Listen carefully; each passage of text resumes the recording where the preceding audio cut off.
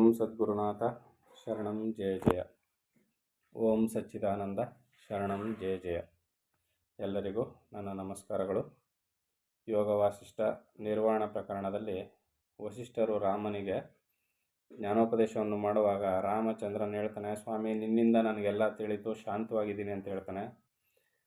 ಆಗ ಅವರು ಬ್ರಹ್ಮವನ್ನು ಕುರಿತು ವಿವರಣೆಯನ್ನು ಕೊಡ್ತಾ ಇರಬೇಕಾದ್ರೆ, ನಿರಾಕಾರವಾಗಿ ನಿಶ್ಚಲವಾಗಿರುವಂಥ ಈ ಬ್ರಹ್ಮದಲ್ಲಿ ಸಾಕಾರವಾದ ಜಗತ್ತು ಹೇಗೆ ಉತ್ಪತ್ತಿಯಾಯಿತು ಅಂತ ಕೇಳಿದಾಗ ಅದಕ್ಕೆ 5 ಕಾರಣಗಳನ್ನ ಕೊಡ್ತಾರೆ. ನೀರಿನಲ್ಲಿ ಮಂಜುಗಡ್ಡೆ ಕಾಣಿಸ್ಕೊಳ್ಳೋದು ಮತ್ತೆ ನೀರಾಗುವುದು, ಹಗ್ಗದಲ್ಲಿ ಹಾವು ಕಾಣಿಸ್ಕೊಳ್ಳೋದು, ಹೀಗೆ ಅನೇಕ ಉದಾಹರಣೆಗಳನ್ನ ಕೊಡ್ತಾರೆ. ಹಾಲಿನಲ್ಲಿ ಮೊಸರಾಗೋದನ್ನು ತೋರಿಸ್ಕೊಡ್ತಾರೆ, ಮಣ್ಣಿನಿಂದ ಮಡಕೆ ಆಗೋದನ್ನು ತೋರಿಸ್ತಾರೆ, ಸಮುದ್ರದಲ್ಲಿ ಅಲೆ ನೊರೆ ಗುಳ್ಳೆಗಳು ಏಳುವುದನ್ನು ಕೂಡ ತೋರಿಸ್ಕೊಡ್ತಾರೆ. ಅಂದರೆ ನಿರಾಕಾರವಾದ ಬ್ರಹ್ಮದಲ್ಲಿ ಸಾಕಾರ ರೂಪು ಹೀಗೆಲ್ಲ ಕಾಣಿಸ್ಕೊಳ್ತದೆ ಅಂತ ಮುಂದುವರೆದು ಹೇಳ್ತಾರೆ. ಹಾಲು ಮೊಸರಾದರೆ ಮತ್ತೆ ತನ್ನ ಮೊಸರುತನವನ್ನು ಬಿಟ್ಟು ಹಾಲುತನವನ್ನು ಹೊಂದುವುದಿಲ್ಲ. ಆಯ್ತಲ್ವಾ? ಜನ್ಮ ವಿಕಾರಾದಿ ಭಾವನೆಗಳನ್ನು ಒಳಗೊಂಡ ಪರಿಣಾಮವಾದವು ಯಾವುವು? ಹಾಲು ಮೊಸರಾಗುವಂತೆ. ಇಲ್ಲೇನಾಯಿತು? ಜನ್ಮ ವಿಕಾರಾದಿಗಳು ಉಂಟಾದವು. ಅವೆಲ್ಲ ಅಲ್ಲಲ್ಲಿಗೆ ಸೇರ್ಕೊಂಡು ಯಾವುದು? ಮಣ್ಣು ಮಡಕೆ ಆಯಿತು, ಒಡೆದೋದಾಗ ಮತ್ತೆ ಮಣ್ಣೆ ಆಯಿತು. ಆಯ್ತಲ್ವಾ? ಈಗ ನೀರು ಐಸು ಮಂಜುಗಡ್ಡೆ ಆಯಿತು, ಕರಗಿ ಮತ್ತೆ ನೀರೇ ಆಯಿತು. ಹಗ್ಗ ಆವಾಗಿ ತೋರ್ತು, ಅಜ್ಞಾನ ಅಳೆದ ನಂತರ ಅಂದರೆ ಬೆಳಕನ್ನು ತಂದು ನೋಡಿದಾಗ ಅದು ಹಗ್ಗ ಇದು ಆವಲ್ಲ ಅಂತ ಸಂಶಯ ಬಗೆಹರಿತು. ಹಗ್ಗವಾಗಿಯೇ ಇತ್ತು. ಆಯಿತಾ? ಇನ್ನು ಇಲ್ಲಿ ಆಗದೆ ಇರೋದು ಏನಪ್ಪ ಅಂದರೆ, ಇದು ಅಲೆಗಳು ನೀರುಗುಳ್ಳೆಗಳೆಲ್ಲ ನೀರೇ, ವಿಕಾರದಿಂದ ಬೇರೆ ಅಂತ ಹೆಸರು ಕರೆಸ್ಕೊಳ್ತು ಅಷ್ಟೇ. ಆದರೆ ಹಾಲು ಮೊಸರಾಗುವುದಿದೆಯಲ್ಲ, ಇದೇ ಜಗತ್ತಾಗಿದೀಗ. ಭಾವವಿಕಾರಗಳನ್ನು ಒಳಗೊಂಡಂಥ ಪರಿಣಾಮ ಯಾವುದು? ಇದೇ ದೊಡ್ಡದು. ಈಗ ಈ ಜಗದ್ವ್ಯಾಪಾರಕ್ಕೆ ಕಾರಣವಾಗಿದೆ ಸ್ಥಿತಿ ಇದು. ಹಾಲು ಮೊಸರಾದರೆ ಮತ್ತೆ ತನ್ನ ಮೊಸರುತನವನ್ನು ಬಿಟ್ಟು ಹಾಲುತನವನ್ನು ಹೊಂದುವುದಿಲ್ಲ. ಇದು ಗಂಡಾಂತರ ಬಂದಿದ್ದರಿಂದ ಜಗತ್ತಿಷ್ಟೆಲ್ಲ ಕಾಣ್ತು. ಬ್ರಹ್ಮವು ಆಗಲ್ಲ. ಆದಿ ಅಂತ್ಯ ಮಧ್ಯಗಳಲ್ಲಿ ಬ್ರಹ್ಮವು ನಿರ್ಮಲವಾದ ಬ್ರಹ್ಮವಾಗಿ ತಿಳಿಯುತ್ತಿರುವುದು. ಕ್ಷೀರಾದಿಗಳಲ್ಲಿ ಆಗುವಂತೆ ಬ್ರಹ್ಮದಲ್ಲಿ ಯಾವ ವಿಕಾರವೂ ಕಾಣುವುದಿಲ್ಲ. ಹಾಲಿನಿಂದ ಬೆಣ್ಣೆ, ಮೊಸರು, ತುಪ್ಪ ಎಲ್ಲ, ಮಜ್ಜಿಗೆ ಇವೆಲ್ಲ ಏನೇನು ಕಾಣ್ಬರ್ತಾವಲ್ಲ, ಬ್ರಹ್ಮದಲ್ಲಿ ಈ ಸ್ಥಿತಿ ಇಲ್ಲ. ಯಾಕೆ? ಅದು ಯಾವಾಗಲೂ ಬ್ರಹ್ಮವೇ. ಆದಿ ಅಂತ್ಯ ಮಧ್ಯಗಳಲ್ಲಿ ಯಾವಾಗಲೂ ನಿರ್ಮಲವಾದ ಬ್ರಹ್ಮವೇ. ಅಲ್ಲಿ ಯಾವುದೇ ರೀತಿಯ ವಿಕಾರಗಳು ಕಾಣಿಸೋದಿಲ್ಲ. ಆದಿ ಅಂತ್ಯಗಳೆಂಬ ವಿಭಾಗವೂ ಕೂಡ ಬ್ರಹ್ಮದಲ್ಲಿ ಇಲ್ಲದ ಕಾರಣ ಇದರಲ್ಲಿ ಅವಯವಯಾಗಲಿ ಕಾಣುವ ಹಸ್ತಪಾದಾದಿ ಕ್ರಮವೂ ಇಲ್ಲ. ಕೈ ಕಾಲುಗಳು ಕಾಣಿಸ್ಕೊಂಡು ಹಗಲು ರಾತ್ರಿ ಕಾಣಿಸ್ಕೊಳ್ತು, ದೇಶ ಕಾಲಗಳು ಕಾಣಿಸ್ಕೊಂಡು ಅಂತ ಏನೂ ಇಲ್ಲ. ಆದಿ ಅಂತ್ಯಗಳಲ್ಲಿ ಸಮವಾಗಿರುವ ಬ್ರಹ್ಮದಲ್ಲಿ ತಟ್ಟನೆ ಕಾಣುವ ವಿಕಾರವೂ ಯಾವುದುಂಟೋ ಅದು ಆ ಬ್ರಹ್ಮದಲ್ಲಿ ಆದ ವಿಕಾರವಲ್ಲ. ಆದಿ ಅಂತ್ಯಗಳಿಲ್ಲದೆ ಸಮವಾಗಿದ್ದಂಥ ಬ್ರಹ್ಮದಲ್ಲಿ ತಟ್ಟನೆ ಏನೋ ಒಂದು ವಿಕಾರ ಕಾಣಿಸ್ಕೊಳ್ತದೆ. ಜಗತ್ತಾಗಿ ಕಾಣಿಸ್ಕೊಳ್ತಾ ಇದೆ, ಇಲ್ಲ ಅದು ಕಾಣ್ತಾ ಇದೆ, ಇದು ಕಾಣ್ತಾ ಇದೆ ಅಂತ. ಅದು ಬ್ರಹ್ಮದಲ್ಲಿ ಕಾಣುವ ವಿಕಾರವಲ್ಲ. ಮತ್ತಿನ್ನೆಲ್ಲಿ ಕಾಣುವ ವಿಕಾರ ಅದು ಕಾಣುವುದಲ್ಲ ಎಂದರೆ ಅದು ಸಂವಿತ್ತಿನ ಸಂಭ್ರಮವು. ರಜ್ಜು ಸರ್ಪದಂತೆ ಭ್ರಾಂತಿ ಮೂಲವು. ಸಂವಿತ್ತಿನ ಸಂಭ್ರಮ ಅಂದರೆ ಈ ಚಿತ್ತಿನ ಚಲನೆಯಿಂದಾಗಿ ನಮಗೆ ಬುದ್ಧಿಗೆ ಅಜ್ಞಾನದ ದೆಸೆಯಿಂದಾಗಿ ಏನು ಕಾಣ್ತಾ ಇದೆ? ಹಗ್ಗ ಹಾವಾಗಿ ಕಾಣ್ತಾ ಇದೆ. ಹೌದು ತಾನೆ? ಹಗ್ಗ ತನ್ನಷ್ಟಕ್ಕೆ ತಾನು ಬಿದ್ದಿದೆ, ಅದರಲ್ಲಿ ಹಾವಿದೆ ಅಂತ ಭ್ರಮಣೆ ಮಾಡ್ಕೊಂಡವ್ರು ಯಾರು? ನಾವೇ. ಪರಬ್ರಹ್ಮವಾಗಿಯೇ ಇದೆ. ಪರಬ್ರಹ್ಮಕ್ಕೆ ಅದಕ್ಕೆ ಇದನ್ನು ಹೆಚ್ಚು ಈ ಉದಾಹರಣೆಯನ್ನು ಕೊಡೋದು. ಏನು? ಹಗ್ಗದಲ್ಲಿ ಹಾವು ಕಾಣಬರುವಂತೆ ನಿರ್ವಿಕಾರವಾದ ನಿರಾಕಾರವಾದ ಸದಾ ಬಟಾಬಯಲಾಗಿರ್ತಕ್ಕಂಥ ಬ್ರಹ್ಮ ಹಗ್ಗ ಬಿದ್ದಿರುವುದಕ್ಕೆ ಸಮ. ಅದರಲ್ಲಿ ಹಾವನ್ನು ಕಲ್ಪನೆ ಮಾಡ್ಕೊಂಡು ಭಯ ಪಟ್ಕೊಂಡು ನರಳ್ತಾ ಇರೋದು ನಾವು. ಅದೇ ಥರ ಸಾಕಾರ ಜಗತ್ತನ್ನು ಮನಸ್ಸಿನ ವಿಕಾರತೆಯೇ ಜಗತ್ತು ಅಂತ ಇಲ್ಲಿ ಹೇಳ್ಬಿಟ್ರು. ಮನಸ್ಸಿನ ವಿಕಾರ ಗುಣವೇ ಜಗತ್ತು. ತ್ರಿಮೂರ್ತಿಗಳಾಗ್ಬೋದು, ದೇವತೆಗಳಾಗ್ಬೋದು, ದಿಕ್ಪಾಲಕರುಗಳಾಗ್ಬೋದು, ಯಕ್ಷ ನರ ಕಿನ್ನರ ಕಿಂಪುರುಷಾದಿಗಳು ಏನೇ ಆಗ್ಬೋದು, 84 ಲಕ್ಷ ಜೀವರಾಶಿಗಳಾಗ್ಬೋದು, ಬೆಟ್ಟ ಗುಡ್ಡಗಳು, ಸ್ಥಾವರ ಜಂಗಮಾತ್ಮಕವಾದ ಯಾವುದೇ ಆಗ್ಬೋದು, ಎಲ್ಲವೂ ಏನು? ಹಗ್ಗದಲ್ಲಿ ಹಾವನ್ನು ಹೇಗೆ ಪರಿಭ್ರಮಣೆ ಮಾಡಿಕೊಂಡುವೋ ನಿರ್ವಿಕಾರವಾದ ನಿರಾಕಾರವಾದ ಬ್ರಹ್ಮದಲ್ಲಿ ಇವೆಲ್ಲವೂ ಕೂಡ ನಮ್ಮ ಮನಸ್ಸಿನ ಭ್ರಮೆಯೇ. ಆದ್ದರಿಂದ ಇಲ್ಲಿ ಭ್ರಮೆಯ ಕಾರಣದಿಂದಾಗಿ ನಾನು ಬಹುಯೋನಿಯೊಳು ಬಂದೆ. ಭ್ರಮೆಯ ಕಾರಣದಿಂದ ಬಹುಯೋನಿಯೊಳು ಬಂದೆ, ಬಹು ನೋವನೊಂದೆಲ್ಲೋ ಮನುಜ. ಭ್ರಮೆಯ ಕಾರಣ, ಭ್ರಮೆ ಬಿಟ್ಟಿದ್ದೆ ಆದರೆ ಜನ್ಮಾದಿಗಳು ಇರೋದಿಲ್ಲ, ಜಗತ್ತು ಕೂಡ ಇರೋದಿಲ್ಲ ಅಂತ ವಸಿಷ್ಠರು ಇಲ್ಲಿ ಹೇಳ್ತಾ ಇದ್ದಾರೆ. ಮುಂದುವರೆದು ಹೇಳ್ತಾರೆ, ಬ್ರಹ್ಮದಲ್ಲಿ ಸಂವಿತ್ತಿಲ್ಲ, ಸಂವೇದ್ಯವಿಲ್ಲ, ನಿಸ್ಸಂಬಂಧವೂ ಚಿದಾತ್ಮಕವೂ ಆದ ಬ್ರಹ್ಮದಲ್ಲಿ ಅವು ಎಲ್ಲಿಂದ ಬರಬೇಕು? ಸಂವೇದನೆ ಇಲ್ಲ, ಚಲನೆ ಇಲ್ಲ, ಯಾವುದೇ ವಿಕಾರಗಳಿಲ್ಲ, ಭಾವವಿಕಾರಗಳಿಲ್ಲ.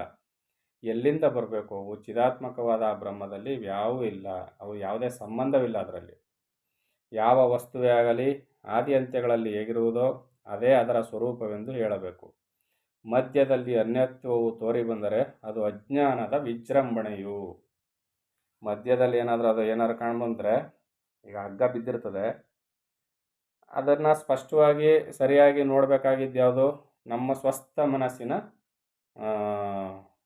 ನಮ್ಮ ಸ್ವಸ್ಥವಾದ ಮನಸ್ಸಿದೆ ನಮಗೆ ಅಂತ ನಿರೂಪಣೆ. ಅದು ಹಗ್ಗ ಹಗ್ಗವಾಗೆ ಕಾಣೋದು. ಹಗ್ಗ ಆವೇನು ರೂಪದಲ್ಲಿ ಕಾಣ್ತು ಅಂದ್ರೆ ಅರ್ಥ ಏನು? ನಮ್ಮ ಮನಸ್ಸು ವಿಕಾರಗೊಂಡಿದೆ ಅಂತ ಅರ್ಥ. ಇಲ್ಲಿಯೂ ಕೂಡ ಬ್ರಹ್ಮವಾಗಿಯೇ ಇದೆ, ಅದರಲ್ಲಿ ನಮಗೆ ವಿಕಾರತೆ ಕಂಡು ಬಂತು ಅಂದರೆ ಅದು ನಮ್ಮ ಬುದ್ಧಿ, ಅಜ್ಞಾನ ವಿಜೃಂಭಣೆ ಅಂತ ಇಲ್ಲಿ ಹೇಳ್ತಾ ಇದ್ದಾರೆ. ಆತ್ಮವಾದರೋ ಆದಿ ಮಧ್ಯ ಹಂತಗಳಲ್ಲಿ ಸರ್ವತ್ರ ಅಂದರೆ ಯಾವಾಗಲೂ ಸರ್ವದ ಸಮನು. ಆತ್ಮತತ್ವವು ಸತ್ಯವನ್ನು ಬಿಟ್ಟು ಅನ್ಯತ್ವವನ್ನು ಯಾವಾಗಲೂ ಹೊಂದುವುದಿಲ್ಲ. ರೂಪವಿಲ್ಲದಿರುವುದರಿಂದ, ಏಕೈಕವಾಗಿರುವುದರಿಂದ, ನಿತ್ಯವಾಗಿರುವುದರಿಂದ ಆತ್ಮನು ಈಶ್ವರನು. ಆದ್ದರಿಂದ ಪರವಶನಂತೆ ಭಾವವಿಕಾರಗಳಿಗೆ ಯಾವಾಗಲೂ ವಶವಾಗುವುದಿಲ್ಲ ಅಂತ ಇಲ್ಲಿ ವಸಿಷ್ಠರು ಹೇಳಿದ್ರು. ಇದಕ್ಕೆ ಶ್ರೀರಾಮಚಂದ್ರನು ಹೇಳ್ತಾನೆ, ಸದಾ ಏಕೈಕವಾಗಿ ಏಕಾಂತವಾಗಿ ನಿರ್ಮಲವಾಗಿರುವ ಬ್ರಹ್ಮದಲ್ಲಿ ಸಂವಿತ್ ಭ್ರಮರೂಪವಾಗಿರುವ ಅವಿದ್ಯೆಯು ಬರುವುದೆಂತು? ಸರಿ ಗುರುಗಳೇ, ನೀವು ಹೇಳಿದ್ರಿ ಬ್ರಹ್ಮವು ತಾನೇ ತಾನಾಗಿದೆ, ಕಾಣಿಸ್ಕೊಳ್ತಕ್ಕಂಥದ್ದೆಲ್ಲ ಏನು? ಆ ಸಂವಿತ್, ಆ ಚಿತ್ತಿನ ಚೇತನದಲ್ಲಿ, ಆ ಸಂವಿತ್ತಿನಲ್ಲಿ ಚಿತ್ತದಲ್ಲಿ ಬರ್ತಕ್ಕಂಥ ಭ್ರಮೆಯಿಂದಾಗಿ ಜಗತ್ತು ಕಾಣ್ತದೆ ಅಂತ ಹೇಳಿದ್ರಿ. ಸದಾ ಏಕೈಕವಾಗಿ ಏಕಾಂತವಾಗಿ ನಿರ್ಮಲವಾಗಿರ್ತಕ್ಕಂಥ ಬ್ರಹ್ಮದ ಸಂವಿತ್ತಿನಲ್ಲಿ ಈ ಭ್ರಮೆ ರೂಪವಾಗಿರುವ ಅವಿದ್ಯೆ ಎಲ್ಲಿಂದ ಬಂತು ಗುರುಗಳೇ ಅಂತ ಕೇಳ್ತಾನೆ. ಅವಿದ್ಯೆ ಇರಬಾರ್ದಲ್ವಾ? ಸದಾ ಶುದ್ಧವಾಗಿರುವ ಚೇತನ ವಸ್ತುವಿನಲ್ಲಿ ಅವಿದ್ಯೆ ಅನ್ನೋದು ಎಲ್ಲಿಂದ ಕಾಣಿಸ್ಕೊತು ಗುರುಗಳೇ, ಇದು ಹೇಗೆ ಬಂತು ಅಂತ ಕೇಳ್ತಾನೆ. ಹೌದು ತಾನೆ? ಇದು ಎಲ್ಲರಿಗೂ ಬರ್ತಕ್ಕಂಥ ಪ್ರಶ್ನೆಯೇ. ಅದಕ್ಕೆ ವಸಿಷ್ಠರು ಹೇಳ್ತಾರೆ, ಈ ಬ್ರಹ್ಮತ್ವವು ಅಖಂಡವಾಗಿ ಇತ್ತು ಮತ್ತು ಈಗಲೂ ಇದೆ, ಇರುತ್ತದೆ. ಅದು ನಿರ್ವಿಕಾರವು, ಆದ್ಯಂತರಹಿತವು. ಅದರಲ್ಲಿ ಅವಿದ್ಯೆಯು ಇಲ್ಲವೆಂಬುದೇ ನಿಶ್ಚಯವು. ನೀನು ಹೇಳ್ದಲ್ಲ ರಾಮ, ಅವಿದ್ಯೆ ಎಲ್ಲಿಂದ ಬಂತು ಅಂತ, ಅದರಲ್ಲಿ ಅವಿದ್ಯೆನೇ ಇಲ್ಲ ಅಂದರು. ಮತ್ತು ಈಗ ಇನ್ನು ಅವಿದ್ಯೆ ಬಂದಿರೋದು ಯಾರಿಗೆ? ಕಾಣಿಸ್ಕೊಳ್ತಿರೋದೆಲ್ಲ ಏನು? ಅದು ಆ ಪ್ರಶ್ನೆ. ಮುಂದುವರೆದು ಹೇಳ್ತಾರೆ, ಬ್ರಹ್ಮವೆಂಬ ಶಬ್ದದಿಂದ ತೋರಿ ಬರುವ ವಾಚಕ ಕ್ರಮವು ಯಾವುದುಂಟೋ ಅದು ಅನ್ಯವಾದುದು ಇನ್ನೊಂದಿಲ್ಲ ಎಂದು ತೋರಿಸುವುದಕ್ಕಾಗಿಯೇ ಹುಟ್ಟಿರುವುದು. ಇದನ್ನು ತೋರಿಸ್ಕೊಡೋದಕ್ಕೋಸ್ಕರನೇ ಹುಟ್ಟಿರ್ತಕ್ಕಂಥ ಶಬ್ದಗಳಿವು. ನೀನು, ನಾನು, ಜಗತ್ತು, ದಿಕ್ಕುಗಳು, ಅಂತರಿಕ್ಷ, ಭೂಮಿ, ಬೆಂಕಿ ಮೊದಲಾದ ಸರ್ವವೂ ಆದ್ಯಂತರಹಿತವಾದ ಬ್ರಹ್ಮವೇ ಆಗಿರಲು ಅವಿದ್ಯೆಯು ಯಾವ ಪ್ರಕಾರದಿಂದಲೂ ಇಲ್ಲವೇ ಇಲ್ಲ. ಅವಿದ್ಯೆ ಎಂಬುದು ನಾಮ ಮಾತ್ರದಿಂದ ಉಂಟು, ಹೆಸರಿಗಷ್ಟೇ ಅವಿದ್ಯೆ ಉಂಟು ರಾಮ, ಅವಿದ್ಯೆ ಅನ್ನೋದೇ ಸುಳ್ಳು ಅಂದರು. ಅದು ಭ್ರಾಂತಿಯಿಂದ ಅಲ್ಲದೆ ಇನ್ನೇನೂ ಇಲ್ಲ. ಆದ್ದರಿಂದ ಅದನ್ನು ಅಸತ್ಯ ಎನ್ನುವರು. ಯಾವುದು ಇಲ್ಲವೇ ಇಲ್ಲವೋ ಅದೆಂತೂ ಸತ್ಯವಾದೀತು ರಾಮ ಅಂತ ಕೇಳಿದ್ರು. ಅವಿದ್ಯೆ ಅನ್ನೋದೇ ಇಲ್ಲ ರಾಮ ಅಂತ ಕೇಳಿದ್ರು. ಮತ್ತು ಅವಿದ್ಯೆ ಅನ್ನೋದು ಇಲ್ಲ ಅಂತ ಅಂದರೆ ಈಗ ತಾನೇ ಅವಿದ್ಯೆಯಿಂದ ಇವೆಲ್ಲ ಕಾಣಿಸ್ತಾ ಇದೆ ಅಂತ ಅಂದರೆ ಅವಿದ್ಯೆ ಎಲ್ಲಿಂದ ಬಂತು ಅಂದರೆ ಇಲ್ಲವೇ ಇಲ್ಲ ಅಂತಿದ್ರಲ್ಲ ಗುರುಗಳೇ ಅಂತ. ಅದಕ್ಕೆ ರಾಮ ಮತ್ತೆ ಪ್ರಶ್ನೆ ಕೇಳ್ತಾನೆ, ಪ್ರಭುವೇ, ನಿನ್ನ ಉಪಶಮ ಪ್ರಕರಣದಲ್ಲಿ ಇದು ಅವಿದ್ಯೆಯು, ಇದನ್ನು ಕುರಿತು ವಿಚಾರ ಮಾಡಬೇಕೆಂದು ಹೇಳಿದಿರಲ್ಲವೇ?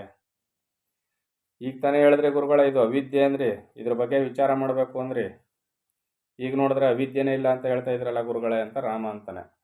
ಹೌದು ತಾನೆ? ಪ್ರಶ್ನೆ ಆಗೇ ತಾನೇ ಬರೋದು.